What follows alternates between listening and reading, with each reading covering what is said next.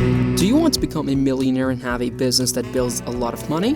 Well, we don't bring you the solution, but we bring you a video with business and finance movies in which their characters could do it.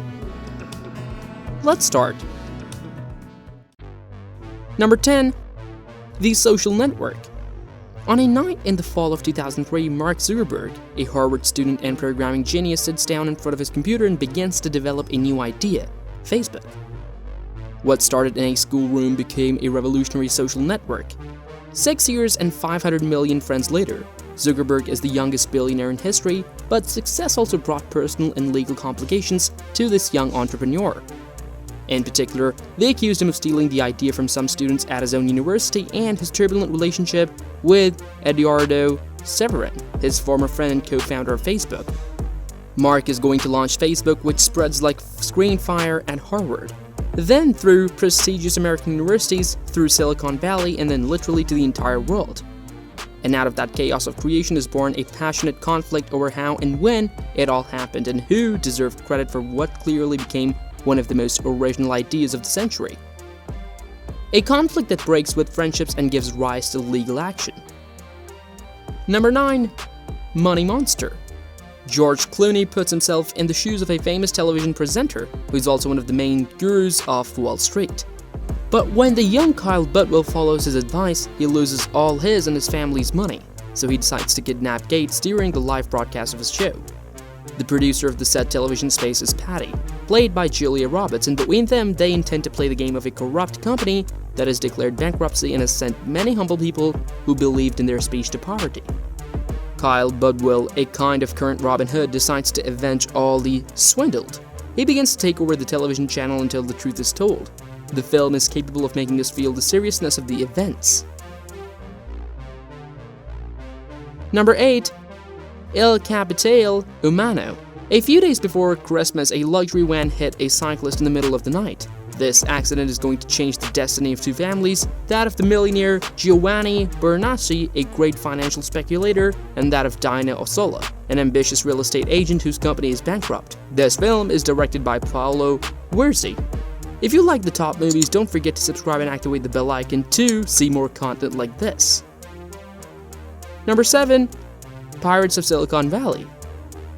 This film tells us about the beginnings of two great companies in the world of computing, such as Microsoft and Apple. Bill Gates and Steve Jobs, characters in the computer revolution that, thanks to them today, we have what are hardware and software. The film shows a part of their personal life, how they acted, how they collaborated, how they thought, but what interests us the most is how these two great companies were born. The movie is going to start with the founders of Apple, where we can see Steve Jobs and Steve Wozniak. These two characters show in the film an invention that was used to communicate long distance for free, that is, like a telephone. They call this device the Blue Box, and in the movie it is mentioned that while Wozniak built these devices, Jobs sold them without realizing that this would be the great step of the future in computing.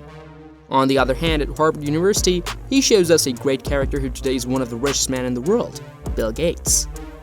The movie shows us Bill playing poker with his friends. He liked to live with his friends and have fun. But one morning, Paul shows him a magazine and they find an advertisement in which he said that they needed people to invent a language for a computer.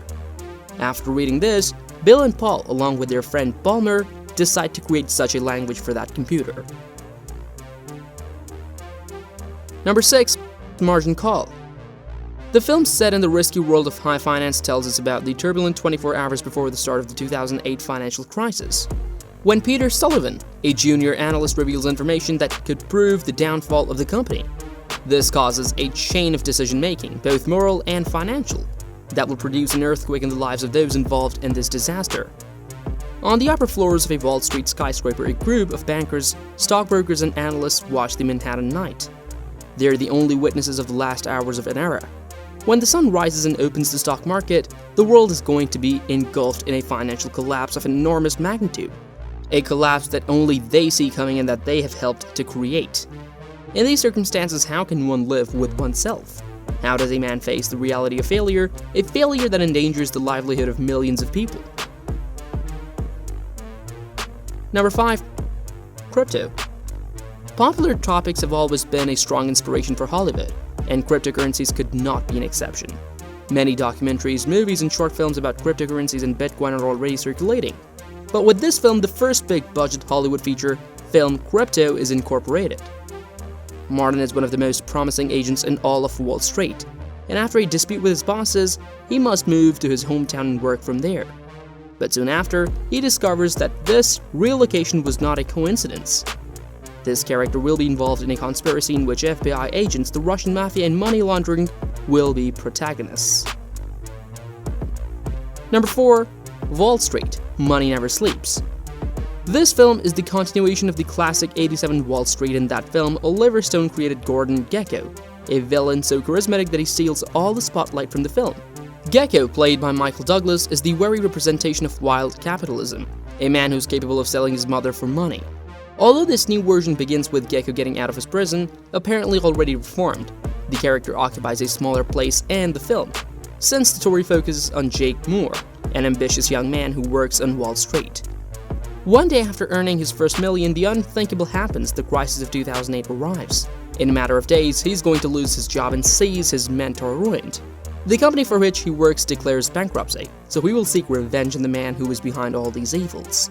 Beyond its intention to denounce the excesses of financial speculation, Wall Street has become a cult film since its appearance. It has phrases like "greed is good," announced by the charismatic Gordon Gekko. Far from indoctrinating, they served as war cries for new generations, hence the interest in revisiting the world of high finance.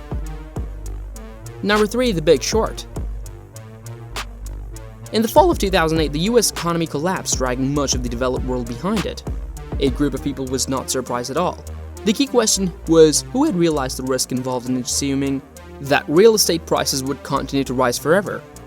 In the 2000s, 4 men outside the establishment of high finance predicted the credit and housing bubble, only to discover that the big banks, the media, and the government refused to acknowledge the collapse of the economy.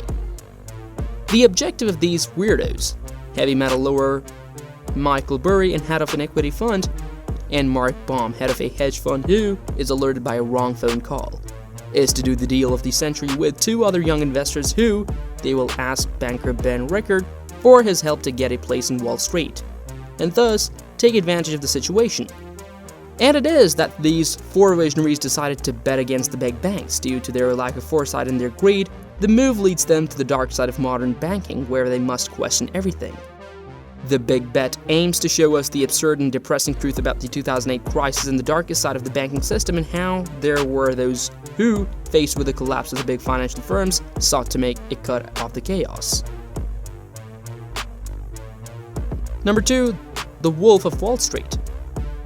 Scorsese's film could not be missing from this top. Wall Street is the financial center of the United States, a central area where shops and offices are connected, where the New York Stock Exchange is located, the largest stock market in the world.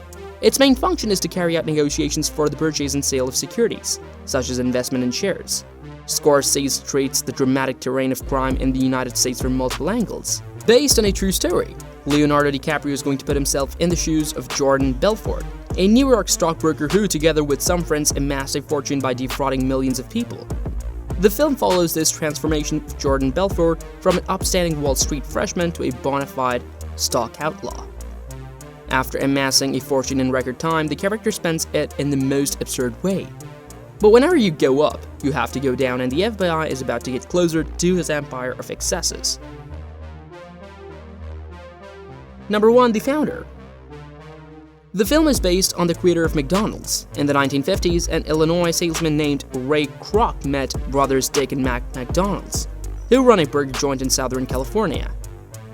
Ray is impressed by the speed of the kitchen system at his business, located in San Bernardino. Kroc visualized the potential of the franchise and skillfully positioned himself to take it away from the brothers and create the millionaire empire today. Thus, McDonald's was born. Hunger for power proves that in the business world there is no morality, and that applies to the fact that ideas do not belong to those who create them, but to those who exalt them. Kroc represents the insatiable ambition to achieve success at all costs, with a magnificent performance by Michael Keaton embodying a somewhat charismatic Kroc to sell his franchise idea to his friends and acquaintances as relentless with the McDonald's brothers. What other finance movies would you recommend? Leave your thoughts in the comment section below. Until next time.